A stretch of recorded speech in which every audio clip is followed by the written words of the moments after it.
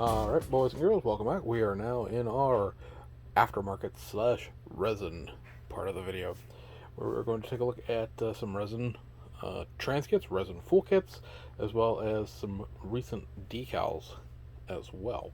So, starting out at LB Productions, a couple of decal sheets that are new to me, but not necessarily the most recent release. In that sense, these have been out for a few months. Have the Citroen C3 for the 2019 WRC season. This will build you either Rally Monte Carlo or Rally Mexico. Rally Mexico is the winning vehicle for that race. It is dependent upon which of the two rallies you choose as to which of the two bell kits that you use. The Monte Carlo is the gravel, or is a tarmac rally, so you will use the I'm trying to think what the how it splits up. It's a Tour de Course, I believe, and then the Rally Mexico uses the gravel rally kit, which is the Rally Finland kit. Neither one of the bell kits liveries actually won either one of the races they represent, so swapping them out for this Red Bull livery, pretty easy and not very controversial in the sense of like, yeah, you just swap it out for a winning one. This is the Monte Carlo rally version that you see here. The Mexico rally is on the back, and you get a look at the decals here.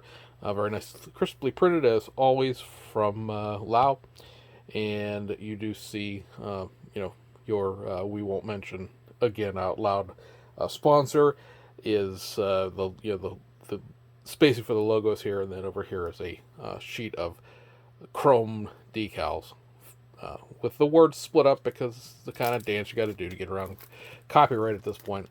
But pretty much a full decal sheet, and the livery is red blue. Does quote, I believe, somewhere on here the colors. If not, it's on the other side of this. Gives you a little bit about how the hood scoop needs to be modified a little bit, or sort of the roof scoop, gets modified a little bit for the 2019 spec, and so on and so forth. But yeah, pretty much get a good gist of the mods you need by just going through the instructions of this kit. And again, like I said, it depends on which one of the two cars you want to do in order to know which kit you need to buy. It is dependent because of the gravel versus tarmac thing, so a little bit of attention paid there will save you a little bit of heartache down the road. And then the other one that's, again, a little older, but still relatively new, is the Team Nissan Skyline Team Repsol car from the 1993 Spanish Touring Car Championship, CET in Spanish. And this is for Luis Perez Sala's car. One of the very few times a F1 driver has won a touring car championship. This is a very interesting car as far as the modifications needed to make the model, because you may notice that you're having a 5-lug wheel here. That is correct. Also, this car had a factory exhaust system, basically. So it was very much closer to Type N, if you know your Super Takio Japanese racing, where Group N was a very, very, very close to factory racing specification that was different than Group A was. So this doesn't have, like I said, the big center locking single lug, and it doesn't have a racing exhaust, doesn't have a roll cage, doesn't have a racing interior, but you kind of need to take a couple of Hasegawa kits to kit bash together here. You need a Civi kit and you need a racing kit to combine the two to get the parts you need. I'm not sure who makes the wheels. I haven't done the research into that necessarily, but it's a Repsol car. Sort of a livery you usually associate with motorcycles more than cars, but has been on a few race cars in its time. And again, this one really is sort of a paint the car white, and the decals will do all of the filling work. And so there's that. And then on the sort of new decals that have just been released a few weeks ago, first up you have this sheet here, which is for the 1995 Japanese Grand Touring Car Championship Series, the All Japan GT Championship in its formal name, and this is the FET Sports Toyota Supra GT1. This is offered in a couple of different formats. There's just the decal sheet, which is what I have, and then he also offers the fender flares in resin, either available separately or you can buy them together with the decal sheet if you buy them through his website. This car, because of the need of fender flares, this car uses the SARD kit. That's the red and white version. That's kind of very, very hard to find because it's not current, has been in production since 1995, and these fender flares will allow you to convert the much easier to find, and I believe still in the active catalog, Castrol livery car that pretty much everyone has made a model of at some point in time in their life if they build race cars in Tamiya kits. So know that this is one or the other. You're going to either need the SARD kit, or you're going to need to buy the fenders afterwards. It depends. Also, depending on how you feel about accuracy. But anyway, the decals here, we can get the number stuff here. You see, you get all of the blue for the sides and for the roof. So it's not a two-tone paint job. There's going to be some fat decals coming out for the Hasegawa R32s next month, and they're going to just give you like the outline of the blue, and you're going to have to paint the light blue. So this one, the light blue is part of the decals, and then this decal sheet here has all the numbers and all that sort of thing like that. So that's kind of an interesting addition to the Japanese racing catalog, as it were. These decals have never been done before as far as making this specific Toyota Supra, and the 94, 95 Supras, you know, the kits are the only time the Supra kits really apply to JGTC, because after the 96 season and through basically 2002, they were highly, highly modified versions of the Mark IV Supra. They really did not look that much like the real car as far as aerodynamics and things like that. So there are a few Studio 27 full multimedia kits of those later cars, but as far as things you can make with plastic models, this is sort of the year span right here, these 2 years. Then also a couple of decals for the recently released BMW 320i, the Donington car, the 2004 car, with the spoiler that Nunu just put out. Again, this is the Schubert Motorsports 2005 VLN season car. If you're familiar with modern GT3 racing, you may know what is now known as the NLS series, which is the old VLN series, which is the racing series that only runs at the Nürburgring. This VLN series goes back quite a while. It's not something new just with the GT3 cars, and this was a car that ran in, I think it's Class 7, Class 9 being your like top of the line class. But at any rate, this car ran back then. I haven't done enough research into the season to see if this car won anywhere along the way, so I don't believe it won the class championship.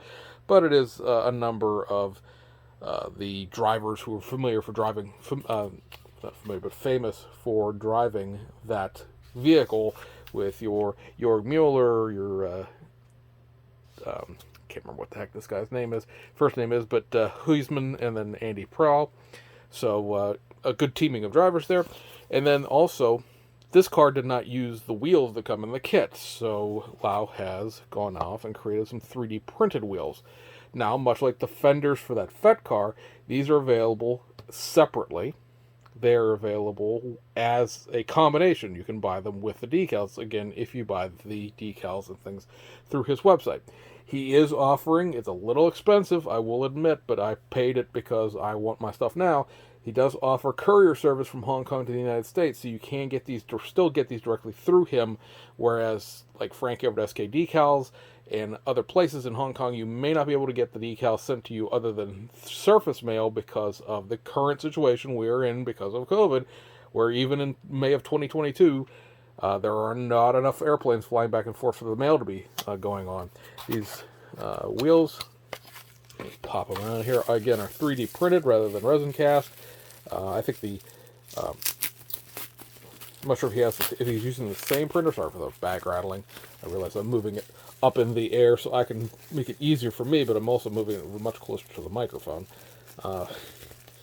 But these do look a little bit better in terms of just overall quality than the wheels that we use for our windshield test and the kit reviews. These set, So let me flip her around here, and there you go. Very nicely done. Trying to see if there's a even a valve stem in the wheel right there, and they have the male fitment on the back. These will just fit into the wheels that the tires rather that come with the kit, and you are on the way, because like I said, these are specific to this car. I'm not sure if they ran on anything else necessarily, but they again are needed if you want to do this livery, because it doesn't use the factory new wheels that come with the kit. So we'll put this back in its box so that we do not lose the resin wheels. And then the last set of decals from Obi is this also Schubert Motorsports car for the 2004 DMSB Produktwagen Meisterschaft. This is Dutch Touring Car Championship, or Deutsch Touring Car Championship for Germany. This is a level below DTM, basically, is a national touring championship within Germany. You can build either Thomas Winkelhock's car or Claudia Herken's car. Claudia, here on the front of the instruction sheet, is the champion for that year. And she, to this day, remains the only female driver who's ever won a national driving championship. So it's a little bit of racing history. Also, this is something else along the what do I want to say? Along the matching of the earlier kit. Remember, he did a 2001 set for this same livery. This one's a little more splashy and sort of heavy metal looking, if you will. Sort of, this is kind of some AC/DC Metallica kind of graphics on the hood there and stuff like that. But that this car didn't have in the earlier rendition, but it's the same sponsor overall. And you see here your decals, got the wax paper on, and then you have the specific instructions for Thomas Winkelhock's car here on the back. So that is available, and again, all the red and stuff like that is on here, so you don't need a two-tone each. You need to paint it the yellow color. And this car, along with a number of these 2004, 2005 BMWs, need this set of wheels, which is a set of BBS RE 686s. A lot of the decal sheets that you've seen come out from Frankie and from other folks require this set of wheels. The wheels that are in the kit, the car ran in 2004 in certain racing series with certain drivers, but not every driver had them, and this was sort of the factory plus wheel, if you will, in terms of the BMW teams. It's just what it is. You could argue, why didn't the folks at Nunu include these wheels instead? Well, then you'd have to make the other wheels. So some set of wheels somewhere along the line was going to get shorted in the process. These again are 3D printed, and they are super duper nice in terms of how thin and fine the spoke work is in here. Zoomon also did a set of these wheels, but the spokes are quite a bit clunkier because they resin casted theirs, and there's just situations where you cannot get things very, very fine in resin, or else you'll pull the thing apart. You'll shatter the spoke when you pull it out of the two-part mold. 3D printing doesn't have that sort of issue, and like I said, this has the support work here on the back is still there. You can see where this thing was where the supports were when this thing 3D printed, but those are on the back of the wheels. They will clean up very easily. You don't have a lot of... There's one thing I've noticed in these wheels as well as the other ones is there's not a lot of striation to them. They're very, very cleanly printed. So super kudos out for how finely detailed these are in terms of the, width to prototype type of issue, as well as the fact that they're clean. You could just prime these and paint these, especially if you really don't care about the back of them, and be on your way without any issues, and not have to sit there and file through each little hole, taking out the little wood grain thing that a lot of 3D prints have on them. 3D printing has, for the people who figure out how to orientate things and support things, really come a long way. And then this also comes with a little itty-bitty sheet of BBS decals for the rims, because they are not obviously in the decal sheet itself.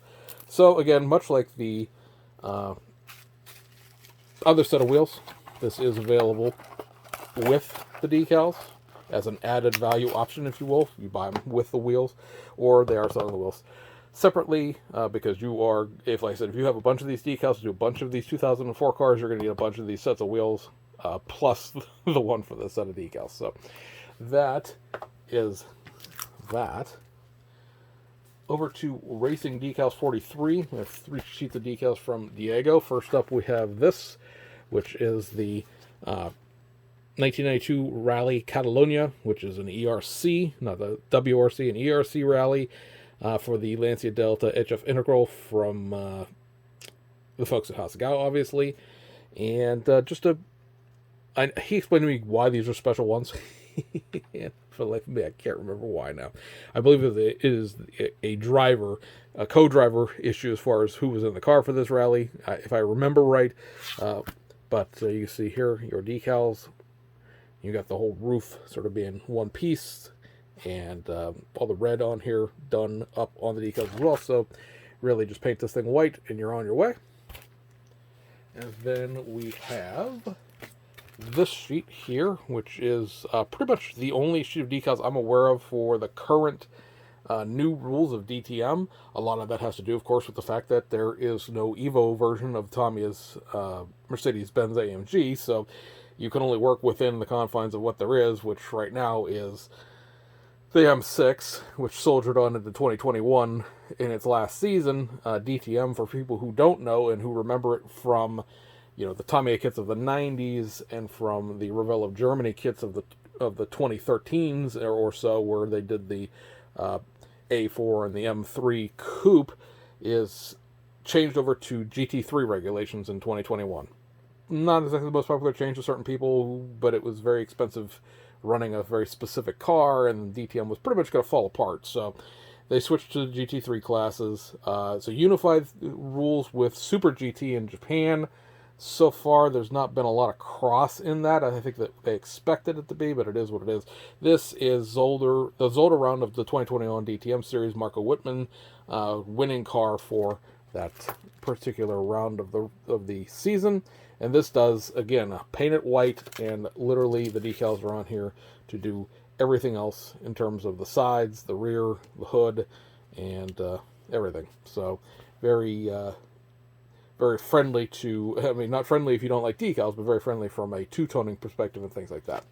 And then the last set of decals from Diego is this set. This is an ADAC GT Masters, which is the German National GT3 series. This is a 2021 car. You notice up here it's a GT3 Evo, and it's got the new front end and the new spoiler and stuff like that.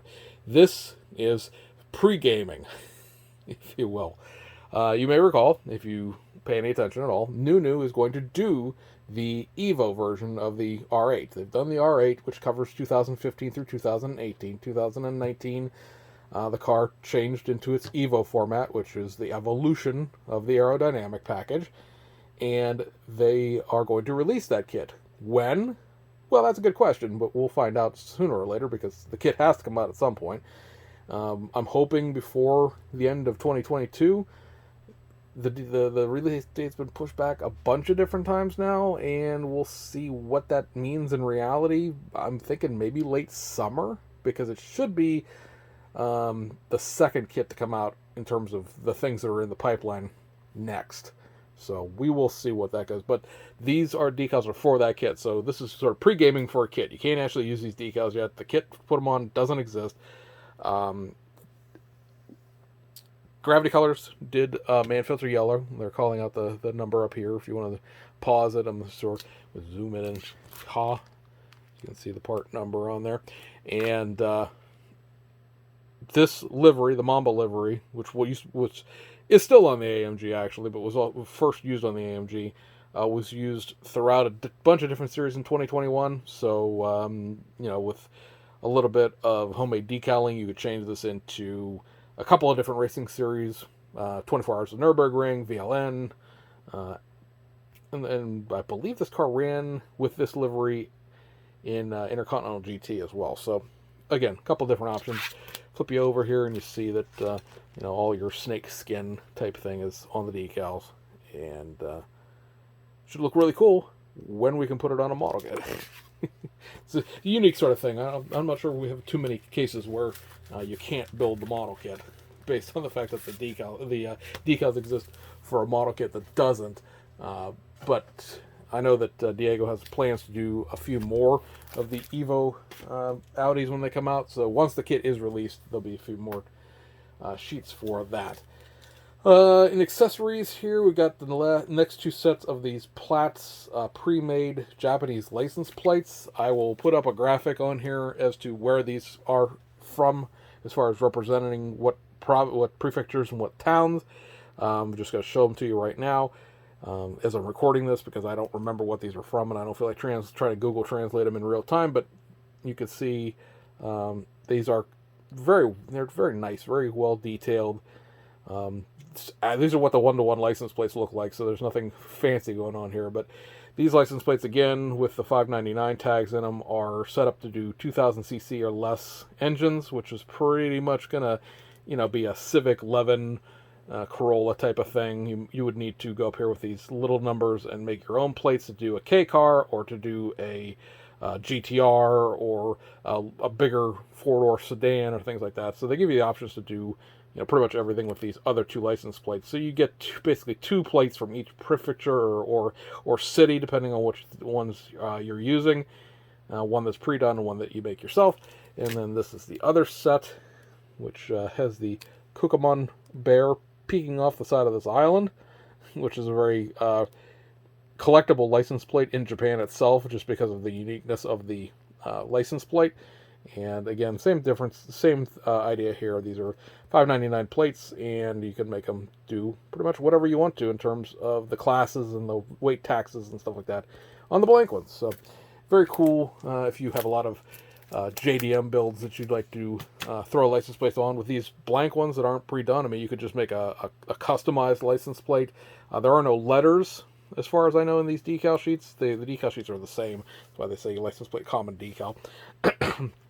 Because letters on a license plate really aren't a thing in Japan. You know, like, they don't personalize plates that way. But, you know, you could certainly put in, you know, an 86 or 32 or something like that, depending on what kind of car you're building. If you're building a Toyota or a GTR or something like that, you know, make a front license plate for an American car with a US plate on it. So anyway, those are out there now if you're interested in them.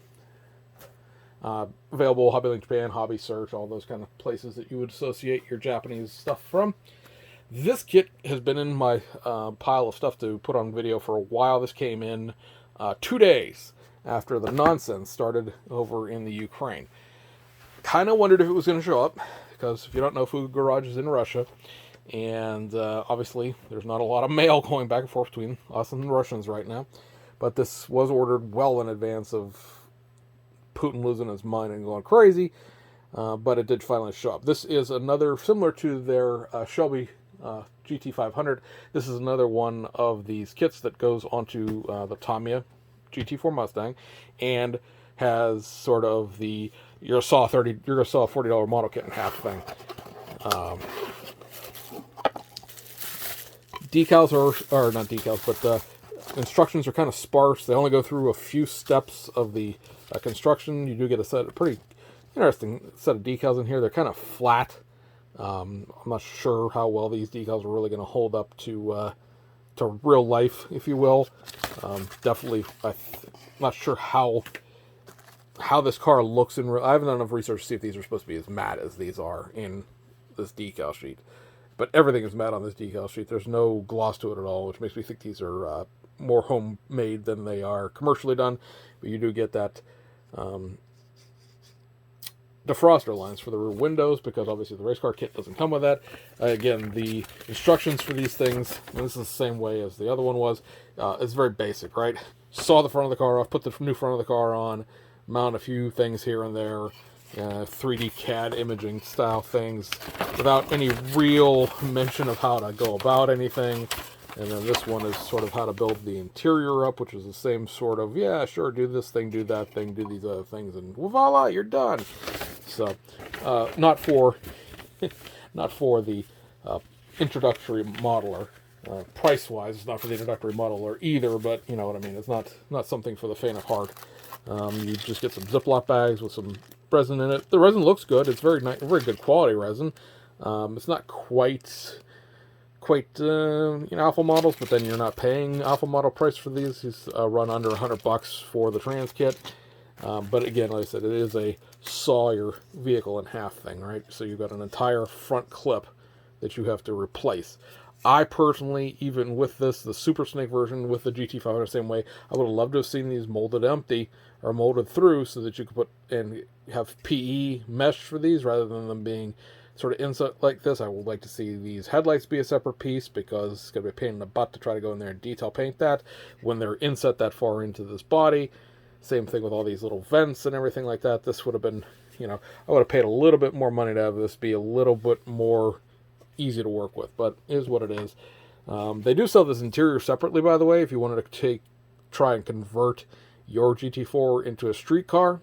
I mean, it's like a GT350, GT500 type of car anyway, the way it's set up, but yeah, it's just, you do get a set, like I said, you get,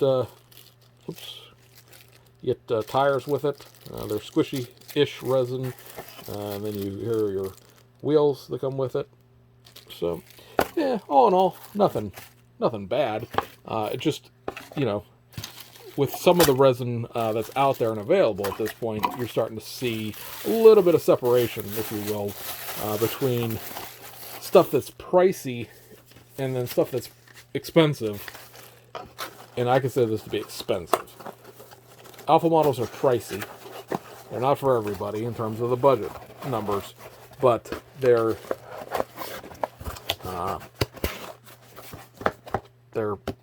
a kit. Even a lot of their newer body kits are a kit body, right? If you get the R35 GTRs, they don't have over fenders and stuff like that. They're a body that you put in the Tamiya R35 kit. If you buy the Supras are a body that you put into the Tamiya Super kit, as opposed to the older school version where you get $90 worth of resin parts that you have to try to then build into something. Call me lazy if you want to, but I'd rather have the thing that already is in one piece that I don't have to try to fit together, as opposed to the thing that's in 100 pieces with no real instructions that I have to try to then fit together. Lastly, speaking of the folks over at Alpha Models, got a few of those in as well. These are a couple of kits that I went out and found in the wild because these are out of stock. They've run out at Alpha Models. This is the bread van, if you will. This is the station wagon version of the Ferrari, the GT4C Lusa. Pretty much what you would expect here. I'm not going to spend a whole lot of time with this, just sort of get the body out and say, ooh, look at that. But this is an earlier kit, and you can see a little bit of why it's an earlier kit. It goes in here this direction when it's assembled. But there's a warp to this chassis pan. It's not at all even vaguely flat, but screwing it on and everything else like that will get you, where you need to be.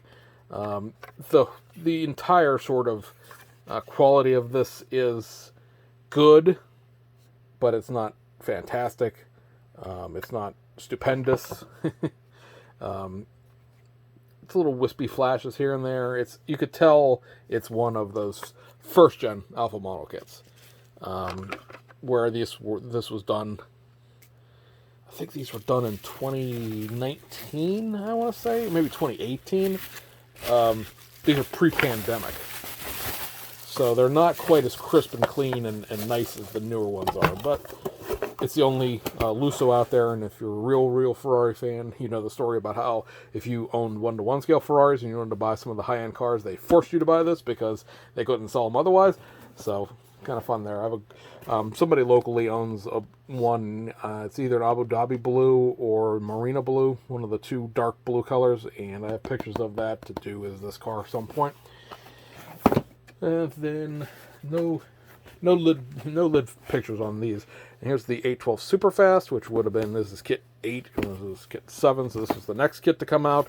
And so it has the same sort of, I don't want to call them issues, but the same sort of, you could tell it's an earlier version type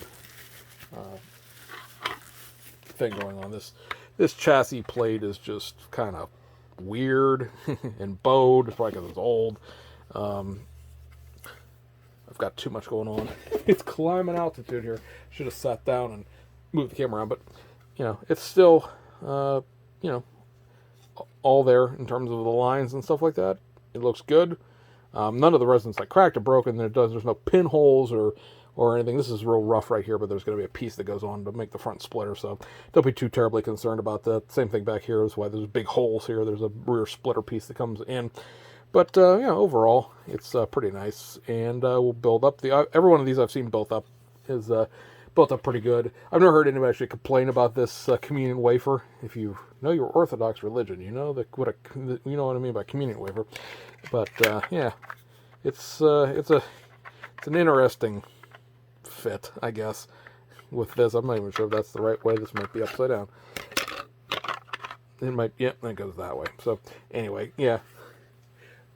Origin alpha kits always a hoot in terms of their how, if you've been buying the recent ones and you go back and like I said, track down these older ones, it's like, ooh, my goodness, the quality has come up substantially in the last 3-4 years. And speaking of new ones, there's a long story about why I bought these through Hobby Link Japan, but I got these through HLJ, and I paid a little bit more for them than I normally would, but there was a coupon involved, and so, yeah, I didn't. This is the McLaren 600 LT, the more mundane of the McLarens that they've done in recent years, with all the P1 GTRs and stuff like that. Yeah, I mean, just sort of opening it up, it just looks better, right? It doesn't have so much bubble wrap inside. But this you know, chassis plate isn't warped. First of all, it's molded with the rear arrow in place on the chassis. It all fits in there without me having to hold it in there like I'm trying to keep it from escaping out the door like my dog. And it's just very clean, very nice, very smooth. It's not a weird color. It doesn't have any blemishes from like the mold release and stuff like that. Just super, super clean. And now, if you're into your McLarens, it's part of, you know, Build the Revella Germany one, and then this is sort of the next car along the series as far as the affordable street cars goes. 600 is not exactly the most affordable McLaren, but it's certainly not a P1 GTR or a Senna by any stretch of the imagination. And then lastly, we picked up, technically this is a G80. The G82 is the M4 coupe, but labeling aside, the M3 with the Beaver Grill. I was not the hugest fan of this car when it was announced in terms of these big kidney grills that they've put into these new BMWs. But I've seen a few in person now. And like a lot of cars, I hate when I see them. I tend to like them in real life. So it is what it is with that, I guess. This one has, again, a nice big chassis plate on there. It's got some detail in there for the exhaust. Again, it's not warped. It's got the edges for the exhaust tip sort of built in, and then you have that big old mamma jamma grill. Maybe it's because of GT3 racing and the M4 being the GT3 car. Is the other thing is the M3s. These are black and not big chrome bucktooth ridiculous things like they are in the 6 Series and 7 Series and some of the SUVs. So, yeah, it just looks a little bit better, I think, in person. And, yeah. I'm not sure this thing actually comes with any kind of chassis detail. As far as, like, there's no exhaust system in there. There's a pathway for it, I guess, if you wanted to make one, but there is not actually, you know, an exhaust system in here. You just get the back end of it with the exhaust tips being put in. So it's kind of weird that way, but, you know, again, Alpha is going to do their Alpha things. And that, guys, I believe wraps this one up. So, next one up will be quite a bit of kit inventory, and so you might want to grab a beverage for that one. But that'll be a few days down the road. So hope you guys enjoyed it, and we'll see you guys on the outside.